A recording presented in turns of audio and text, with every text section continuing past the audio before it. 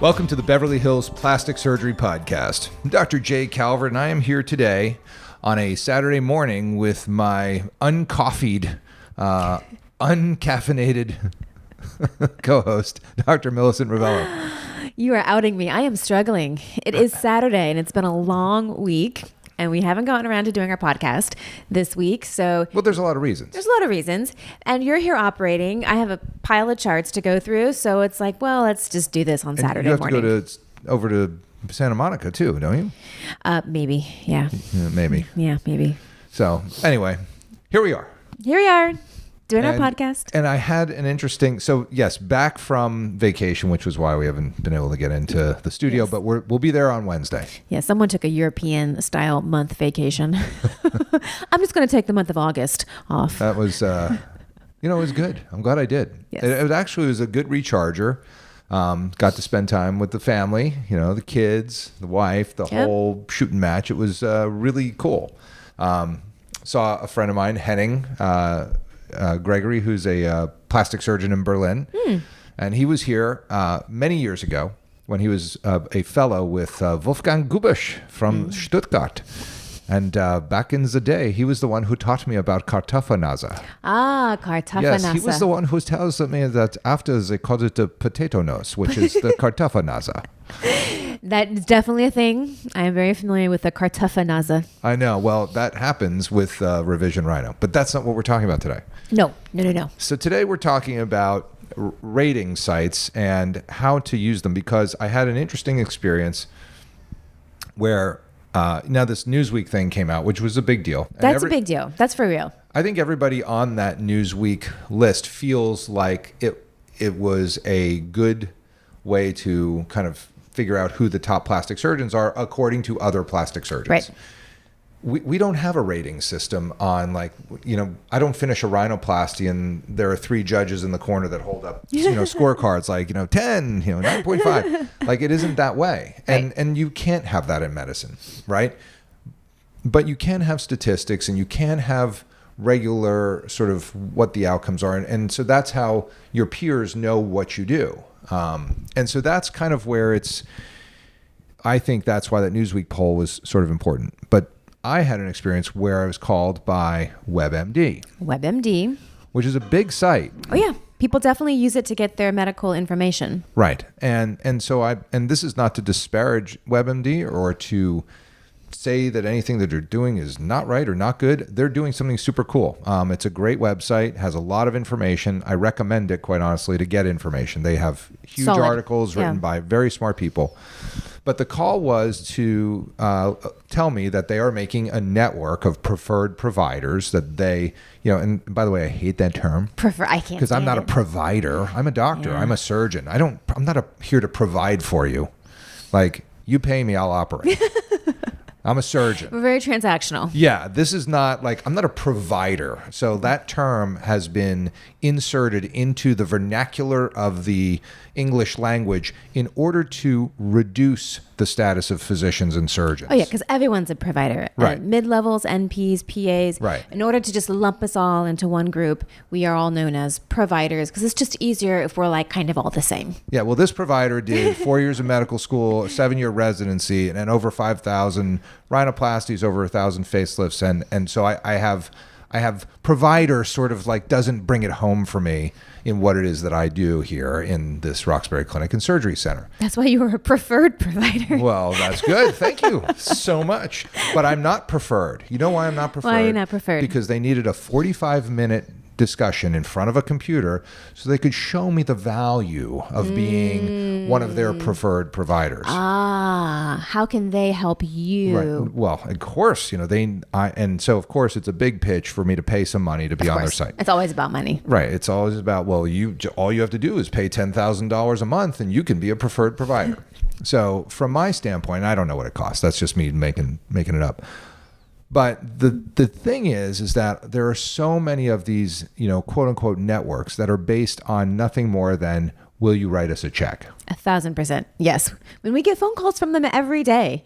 I mean, sometimes the girls, I feel bad in the front, are constantly fielding things. And they'll come back and they'll be like, I have Shelby from Real Self on the phone. And she says, it's important that you speak to her right now because you need to get your account in order. I'm like, it's not an emergency. Really not. It's not an emergency. Shelby from Real Self can chill. Yeah. But they come back, they're in a rush, and they freak out my front desk people because they make it sound like there's some emergency, and they're like, I'll hold for the doctor.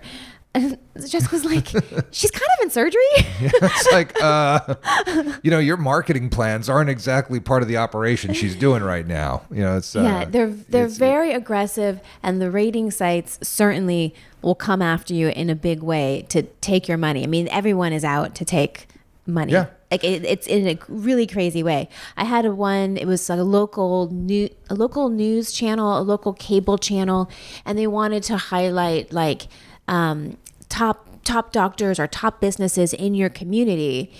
If you pay us this amount of money, then we'll make a little promo video for you and highlight you. And all that's fine. I mean, these are great ways to get yourself out there. I mean, but you have to understand as a consumer that when you see these things, they are marketing pieces.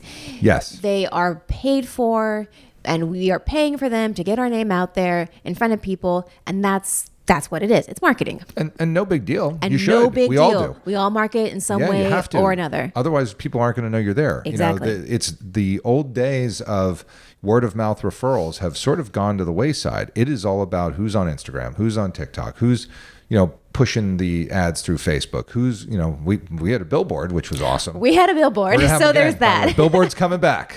Don't worry, we're going again because I really liked the billboards. I liked the billboards. Yeah, they were cool. And by the way, like people, I don't think a single patient came in who saw the billboard says I'm going to go to them, but our podcast numbers did go up. So it did bring awareness to the podcast, which was big. And it was confirmatory for patients who's like, and I just left your office and I was driving back to my side of town and boom, there's your billboard, which is cool. And so getting awareness for the podcast was good because we don't have like big advertisers. We honestly just don't have an agent and we don't have time to do it. And that's just not our That's why we're doing it on a Saturday morning before cases start. I know. I have to go in there and fix this nose up right away.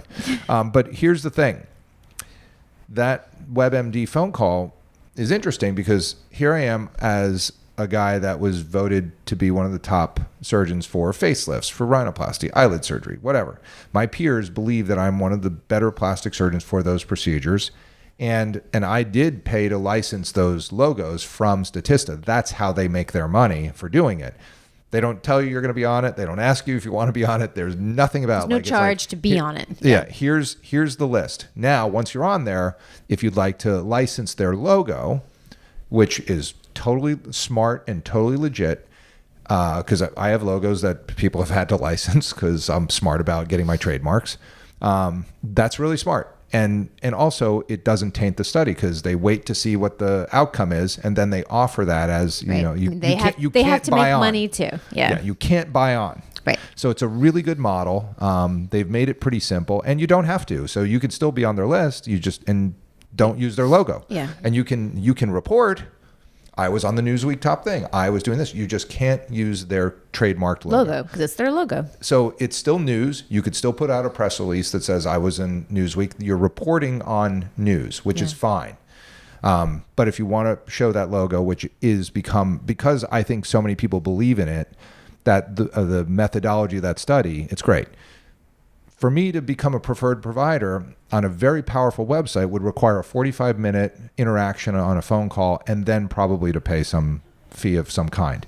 So I'm never going to be a preferred provider for the biggest information site. That's the point. So when you see these lists of who the top people are, well, did they pay to be on that list? Did they not pay to be on that list? Is it really about who's best? That's the thing that was sort of disturbing. The general public is never going to know. No. because it's too hard to go down that rabbit hole and figure out like why you're on any given site. So the best thing again is to go back and just continue to research the doctors that you're interested in. Talk to former patients if you know any, look at their website, look at their social media, this is the terminology I'm using. I have a son applying to colleges. They're looking at him as a holistic applicant. Do a holistic approach to your surgeon. Yes. Like, what do they do? What are their specialties? What have they put out there? What do their befores and afters look like? So don't just go based on, one rating site or one review or what have you. Like, do a holistic review of your surgeon. Yeah, and that's really the key. I mean, we've done podcasts on how to pick a plastic surgeon, what is the importance of board certification, all that sort of thing. But these, recommending sites, like this is going to be a business. I mean, if WebMD is getting into it from a cash standpoint, then it's like, all right, well, I guess I'll never be a preferred provider. Can I make a quick segue on this? Because now you just reminded me of something that kind of stuck in my claw the other day. So insurance It's a bee in your bonnet. A bee in my bonnet. Insurance companies are also doing this, and they are highlighting some of their, because they also call them providers, some of their providers as preferred providers, and they kind of put them at the top of the list. Well, you know what gets a provider to the top of this list? Not spending a lot of the insurance company's money. So if the insurance company can look at how much money a provider has spent, and if they think that they are a cost affirmative doctor, then they will bump them up to the list of their preferred providers. So they are incentivizing the doctors to not spend too much of the insurance company's money. So what does that mean for the patient? Maybe less tests, less care, less visits. I mean, think about it. And it's crazy. But then the other thing too is that, because I have a dermatologist colleague that was telling me about this, the most complex dermatologic problems that go to these really niche dermatologists and require specialized tests, because other dermatologists have no idea what this is. Right. So they send them to these sort of higher level dermatologists who do all these serologic testing and antibody testing and special studies. They've now been bumped down to the bottom of the preferred provider pile because they spend so much money doing such intense focused diagnoses. So all that to say, don't take everything at face value. No. Unfortunately, that's sort of where we're at these days. Yeah, the news is not true. Like there's like all this stuff that you just kind of have to realize, like everything with a very, very large grain of salt, and verify the information yourself, because it's made up. A lot of it is just flat out made up. I mean, it is wacko that in this day and age that nobody is interested in the integrity of the information that they put out. It's just not that important to them. It's not that important. It's just not that important. Yeah. And because I've done this a few times, whenever there's like certain doctors or names in the social media world, and I'm like, who is that person? Who is that woman? Who is that guy? And I'll go and I'll try and do like a little bit like, oh, where'd they train, or who are they? If you can't find anything on the internet about what kind of doctor this person is, if there's nothing that says, residency in this or board certified in this specialty, and it just gives you like maybe a medical school name and then no further information on that doctor, huge red flag, because that usually means that they are claiming to be a kind of doctor that they are not, and they've scrubbed the internet of their actual training. If you go and look your eye up, you'll see either on our websites or through like Health Grades or through the California Medical, you'll see every single residency and board certification that we have. It's not hard to find. It's right there in your face. So if you've gone and you've looked up a doctor and you can't really find out anything about what they actually are or are supposed to be doing with their training, red flag. Yeah, I mean, and look at all the fake profiles of like J. Calvert MDs that there are. I mean, there are easily 500 fake profiles. It's because you keep taking money from poor women. It's like, I mean, I don't know how to explain this to people. I get probably once or twice a week some sort of DM from somebody who goes, oh, I did a reverse image search and I found out I was chatting with somebody who's not you. And just to let you know, this is the profile of the person that took, $7,000 tons of money from these poor women. Yeah. I mean, then it's crazy. And it's just, I don't know how to explain to people, like, don't send money to people you've never met. Like, how is that? It's really rough. I mean, But these guys are really good. They're really good. Yeah, and it's only going to get slicker with all of the, what is the AI thing for the face? Deep fakes. Oh, yeah. Deep fakes where they can just really manipulate your face and make it look like you're actually talking in a video. Oh, yeah, and they do video chats. It's going to be, yeah, I mean, there's one woman that like she was like, no, I spoke to you on video chat. Like, I talked to you about your son that was killed in the war. I was like, my son wasn't killed in the war. I've not been in a war myself. I'm not in Syria defending. Like, I mean, these stories that they use, and they use my photos, and it's just crazy. So, it's a large digression from where I was with, watch out for marketing. Watch out for WebMD. Watch out for WebMD. WebMD's fine. But the point is, again, you got to really verify the information, because it doesn't, it's so erratic and uncontrolled. And there's like, these people don't have any interest in you, the patient, getting a good operation. They could give a crap about that. What they care is that they spend 45 minutes on a phone call with me, and I write them a $10,000 check every month to have my name listed on their website. Of course. Because that's easy to do. Yeah. Couple of keystrokes. It's up on the web. They put it up there. It's there for life. People may click on it. They may not. They don't care. What they care is that the doctor is sending 10 grand every month sales. to be listed. That's what they care about. They don't care that you, the patient, found me and you got a great rhinoplasty. That's nice for you. That's nice. Good for you. They just want their money. That's what they're in the business of. Their business is information for money, period. And that's hard for people to, but aren't they like a government? No. Nope. They're not. They're not. There's no regulation for any of this stuff. People make up whatever they want and say whatever they want. And you just have to decide as the patient, like, are you getting information that has any integrity to it? Is it real? Is it where, that's, again, go back to our How to Pick Your Plastic Surgeon podcast. It's those are sort of our best tips, best practices, yes, on how to find a surgeon for you, not a provider. No, we are not. We are surgeons. We are. I'm sorry. Our license say physician and surgeon. And it is interesting, by the way, that they've distinguished physician and surgeons. It is interesting. Although I recently heard this story that, so you can be a nurse practitioner and get a doctorate in nurse practitioning, which is usually like an online course for a couple years where you learn about how to teach and prescribe not even like clinical stuff. It's all about like sort of the behind the scenes of teaching and maybe some research and stuff like that. But once you get your 2-year online doctorate, you can be called doctor. And so some of these nurse practitioners are upset because in the field of medicine, if you present yourself falsely as a doctor, that's illegal and you can be fined for it. Right. So there was one nurse practitioner who had a doctorate and was calling herself Dr. So-and-so, and she got fined for misrepresenting herself as a doctor, even though she technically has a doctorate. Right. And so they're suing the state of California now to be allowed to call themselves doctors in a medical setting. But it's confusing for patients. I get it. If you're in a university setting and you are Dr. So-and-so and you were teaching a course on anthropology, no one assumes that you're a medical doctor. No. They know that you got a doctorate in anthropology. Correct. But if you are a patient just trying to get medical care and someone introduces themselves to you as a doctor, you think that they went you're to medical going to school. assume that they are a doctor in the colloquial way that we all think of medical doctors. So there's got to be a way around it, not to discredit any of the training they've done, but you have to distinguish it for patients. I am a doctor of nursing so-and-so. Right. Or on your coat, your name, and like Psy D or nursing or whatever.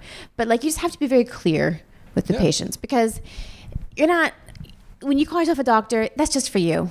You're not, like, it's not for the patient. You're not clarifying anything for them. You're just confusing them. So why are you calling yourself a doctor? I don't know. That's my own little digression. Maybe it makes you feel good. It does. It makes me feel good. Yeah, it does. I did some solid work to get there. So did you. I know. All right. Well, anyway, that's our It was like our podcast hodgepodge. on like It's like a potpourri what's going on of Saturday morning rants. This was not a rant-free zone. It was not. Sorry. Nope, not at Sorry. all. Yeah, but we'll be back with more information on actual plastic surgery. On actual things that we do as surgeons. I think I do not want to downplay the importance of this podcast. It's really important. I think the more transparency and the more authenticity and proper representation of what is best for patients so that they can make good decisions, because this stuff is life altering. And I've got a whole revision rhinoplasty practice that says that, you need to choose wisely. Yes. And with that, this is the Beverly Hills Plastic Surgery Podcast, coming to you from the 90210.